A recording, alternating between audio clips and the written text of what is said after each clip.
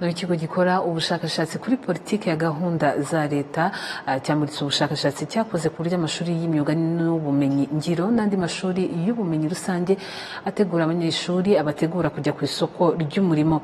Bimwe mu byagaragajwe n'ubushakashatsi harimo ko leta yakoze ibishoboka byose yubaka amashuri, abarimu bahagije ndetse yongera n'ibikoresho muri aya mashuri cyane cyane yigisha ubumenyi ngiro, ariko ngo haracyagaragara ibyuho bitandukanye. Muri ibi byuho usanga amwe mu mashuri bafite ibikoresho bihagije ariko abanyeshuri ntibabibyaza umusaruro uko bikwiye, bajya ku isoko ry'umurimo ugasanga bafite ubumenyi mu magambo gusa.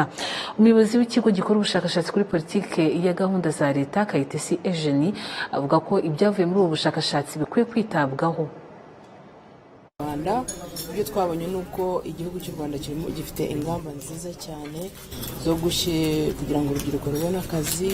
Mwabonye ko hari amashuri menshi ya TVET yagiye ashyirwaho, mwabonye ko hari ibyumba by'amashuri byagiye byubakwa, mwabonye ko hari training kwigisha abarimu n'abanyeshuri, ariko hakaba hakirimo ingorane ko bikiri hasi, hagomba gushyirwamo izindi mbaraga. Twabonye nubwo leta irimo gushyiramo imbaraga, twabonye ko hakirimo ibibazo mu gukorana ikoranabuhanga, abarimu kwigisha nabo ntabwo ari benshi, ibikoresho mu mashuri biracyagenda buhoro. Mwabonye abantu bafite ubumuga, ibikoresho byabo byo bakoresha ko nabyo bikiri hasi. Tugire abarimu, tugire amalaboratwari, ibikoresho, ibitabo, ibyo ni ibintu byinshi bigenda bibura kugira ngo amashuri yose yo mu gihugu abibone.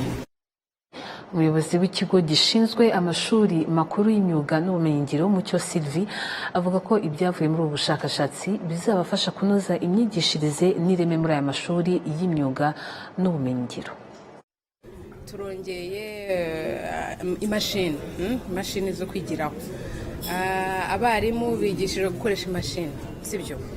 Ngira ngo igikuru ni ukumenya ibyo ngibyo bize bari kubikoresha gute, kugira ngo umwana uri kwiga agire ibyo twita transferable skills. Ni ukuvuga ngo ni ubushobozi bwo gukemura ibibazo. So ntabwo ari ukugira ibikoresho gusa biri aho ngaho, ni ukumenya ese